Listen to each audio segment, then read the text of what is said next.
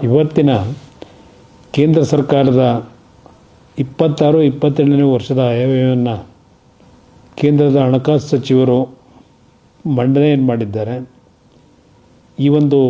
ಇವತ್ತಿನ ಒಂದು ಬಜೆಟ್ಟು ವಿಶೇಷವಾಗಿ ನಾನು ಕರ್ನಾಟಕದ ಬಗ್ಗೆ ಹೇಳ್ತಕ್ಕಂಥದ್ದು, ರಾಜ್ಯ ಸರ್ಕಾರ ಪದೇ ಪದೇ 14ನೇ ಹಣಕಾಸು ಆಯೋಗದ ಹಂಚಿಕೆ ಏನಿತ್ತು, ಅದರಲ್ಲಿ 15ನೇ ಹಣಕಾಸು ಆಯೋಗದಲ್ಲಿ ನಮ್ಮ ಹಂಚಿಕೆಯನ್ನು ಕಡಿತ ಮಾಡಿದರು ಅಂತಕ್ಕಂಥದ್ದನ್ನು ಏನು ಹೇಳ್ತಾಯಿದ್ರು ಡಿವ್ಯಾಲ್ಯೂಷನ್ ಅಮೌಂಟ್ನಲ್ಲಿ.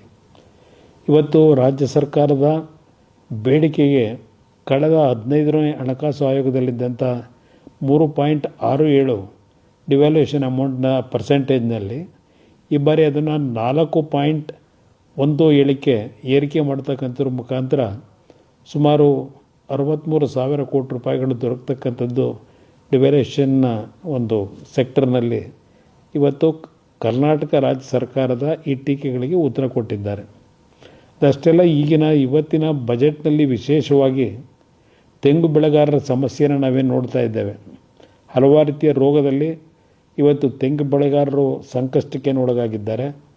ತೆಂಗು ಬೆಳೆಗಾರರಿಗೆ ಪ್ರೋತ್ಸಾಹ ಕೊಡ್ತಕ್ಕಂಥದ್ದಕ್ಕೆ ಇವತ್ತು ಹಲವಾರು ಘೋಷಣೆಗಳನ್ನೇನು ಮಾಡಿದ್ದಾರೆ. ತೆಂಗು ಬೆಳೆಗಾರರ ಜೊತೆಗೆ ಇವತ್ತು ಕೊಕ್ಕೋ ಬೆಳೆಯತಕ್ಕಂಥದ್ದಕ್ಕೆ ಮತ್ತು ಕ್ಯಾಶ್ಯೂನಟ್ ಬೆಳೆಯತಕ್ಕಂಥ ವಿಷಯದಲ್ಲೂ ಪ್ರೋತ್ಸಾಹವನ್ನು ಕೊಡ್ತಕ್ಕಂಥ ಕೆಲವು ಯೋಜನೆಗಳನ್ನು ಘೋಷಣೆ ಮಾಡಿದ್ದಾರೆ.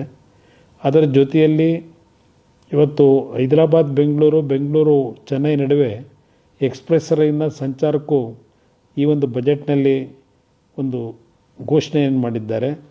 ಹೀಗೆ ಕರ್ನಾಟಕದ ವಿಷಯದಲ್ಲಿ ಏನು ಕೆಲವು ಕೊರತೆಗಳಿತ್ತು, ಅದನ್ನು ಈ ಬಜೆಟ್ನಲ್ಲಿ ಆ ಕೊರತೆಗಳನ್ನು ನೀಗಿಸಲಿಕ್ಕೆ ಪ್ರಯತ್ನ ಪಟ್ಟಿದ್ದಾರೆ.